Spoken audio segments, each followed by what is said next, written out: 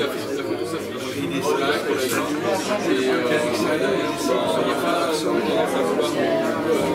dialoguer.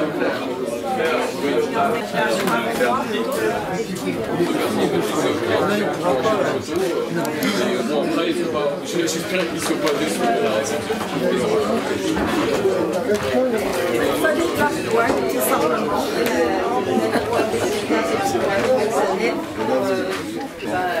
Aujourd'hui, hier j'ai regardé les participants sur ça. Je me rappelle donc Marie Caroline, Le Pen et Blaise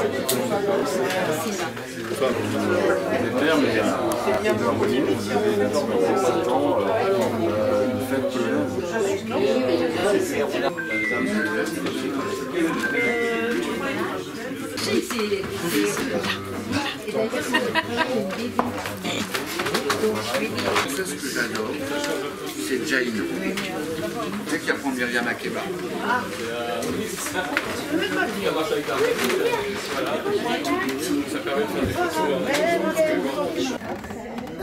On va l'applaudir parce qu'on n'est pas très raté. Juste pour conclure, nous avons fait tout le possible pour que les salons se déroulent correctement. Communication une quinzaine de jours avant sur Internet. Physiquement, on a envoyé des flyers, etc. Donc j'espère que le public sera au rendez-vous. De toute façon, c'est quelque chose d'aléatoire pour certains, et pour nous en particulier, quand on ne sait pas, quand on faisait les 2 jours, comment ça va se servir. En tout cas, bon salon. Merci Vincent Jarusso d'être ici jusqu'à Trier-sur-Seine pour présenter votre livre. Le document est très simple, ça va être 10 minutes pour présenter votre livre, et après on laissera le public réagir, et si besoin est, j'ai quelques petites questions pour vous. Voilà, allons-y. Alors ce sera peut-être un petit peu plus que 10 minutes, mais je ne voudrais pas.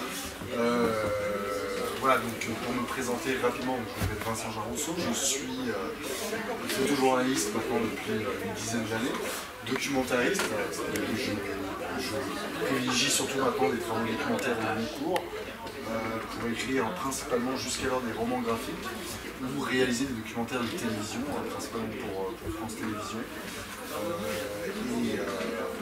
Et en fait, ce livre, Dans les Amélisions, c'est mon premier récit personnel, on va dire, qui fait suite à 3 romans graphiques qui mélangent à la fois la bande dessinée et le roman photo, et qui traitent de sujets sociaux et politiques, pour vraiment synthétiser les choses.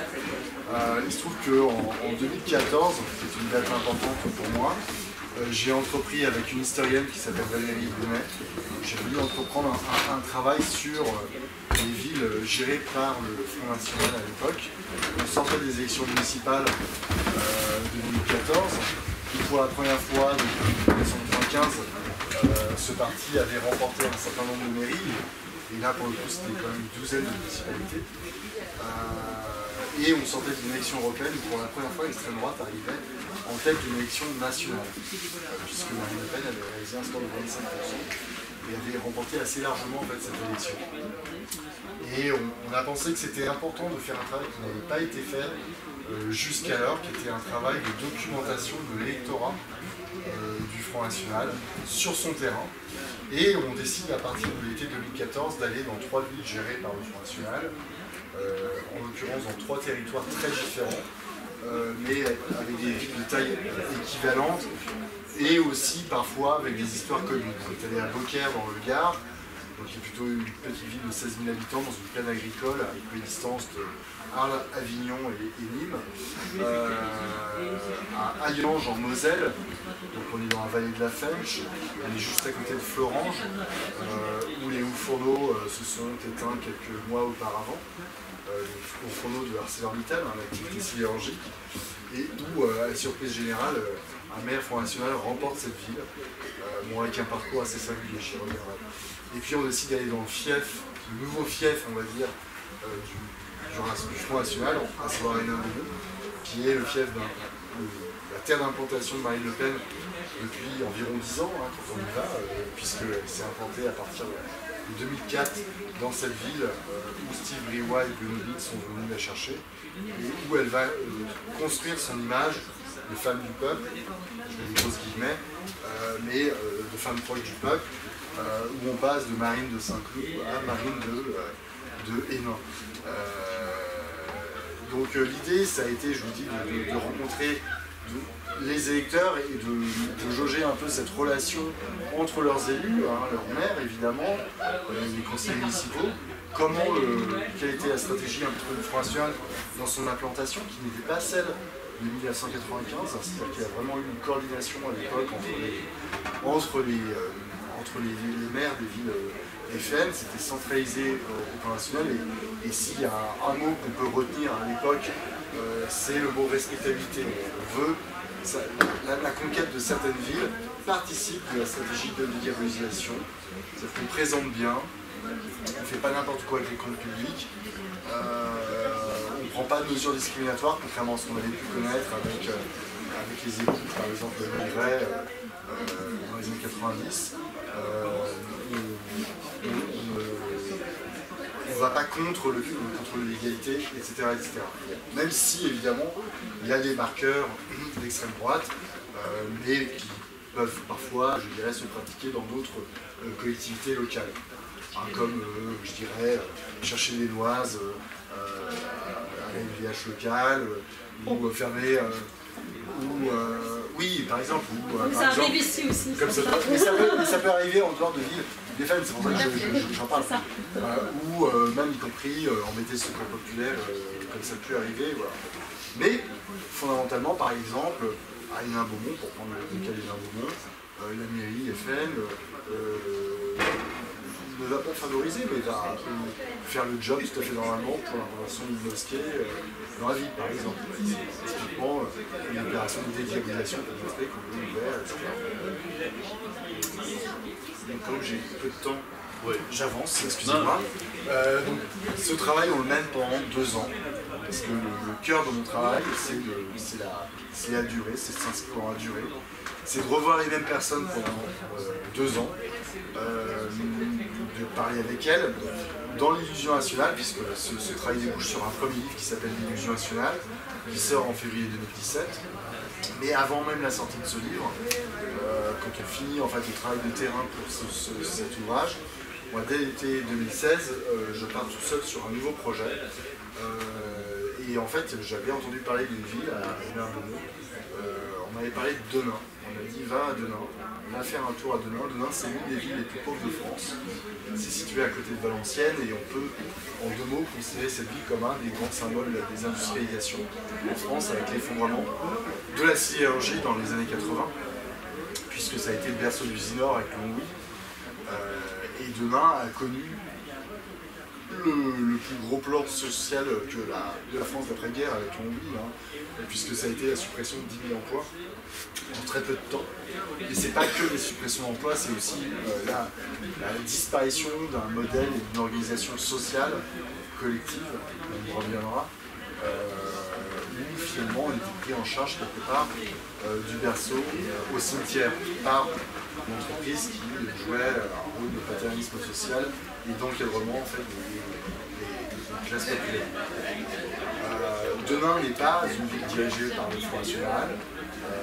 Néanmoins, quand je commence à y aller à l'automne 2016, je sais que c'est une cible pour ce parti, puisque Sébastien Chenu s'implante dans cette ville et compte se présenter aux élections législatives. Et quand j'y vais, au départ, je n'ai pas forcément un projet arrêté au plan éditorial. Il y a la perspective de l'élection, évidemment, de l'élection présidentielle en particulier. Et quand on est journaliste, on cherche aussi parfois des lieux où travailler pour proposer des sujets à la presse. Et au départ, moi j'ai juste l'ambition à Denain de proposer des sujets. Ce que je vais faire, je vais produire quelques reportages pour la presse nationale dans cette ville, mais très rapidement j'ai l'intuition que je vais rester beaucoup plus longtemps dans cette ville de Denain, parce que je sens qu'il y a des récits à raconter dans la prolongation de ce que j'ai fait dans les villes gérées par l'EFM de manière différente. Et moi, ce qui m'intéresse, c'est ce que j'avais vu en travaillant sur l'Illusion nationale, c'est que la question du travail et de la mobilité était centrale pour comprendre les ressorts et les mécanismes de vote des gens. Et il se trouve que pendant cette campagne présidentielle, il y a aussi la candidature d'Emmanuel Macron qui va finalement décider de mes choix futurs. Il y a une thématique très forte qui revient dans sa campagne en 2017, qui est celle de la mobilité. L'idée sur laquelle il faut bouger pour s'en sortir en marche, en exclamation. C'est l'idée finalement d'un président qui s'inscrit pleinement dans la mondialisation et qui appelle de ses voeux à ce que le peuple le suive dans cette démarche. C'est la Startup Nation. Et finalement, la France de demain, pas de demain, mais de demain, c'est l'antithèse de ce que Emmanuel Macron peut incarner, de cette idée de mouvement, d'hypermobilité. Et en fait, je vais questionner cette notion d'injonction à la mobilité portée par les élites et par Emmanuel Macron en particulier, en suivant plusieurs familles. Et il se trouve que, accessoirement, à demain, Marine Le Pen, au second tour de la présidentielle, réalise un score de 57%. 57% au second tour. Ce qui n'est pas une surprise pour moi, par rapport à la sociologie de cette ville. Voilà, donc je suis plusieurs familles, et ce projet m'amène à l'automne 2018, novembre-décembre 2018. Novembre-décembre 2018, qu'est-ce qui se passe? C'est la naissance du mouvement des Gilets jaunes.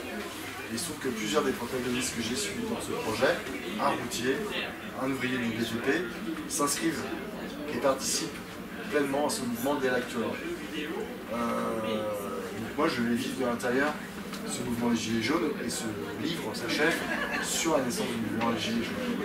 Et donc c'est un livre qui s'appelle Les racines de la colère, 12 ans d'enquête dans une France qui n'est pas en marche. C'est un peu ce titre et puis quelque part l'idée d'opposition par rapport à la mobilité.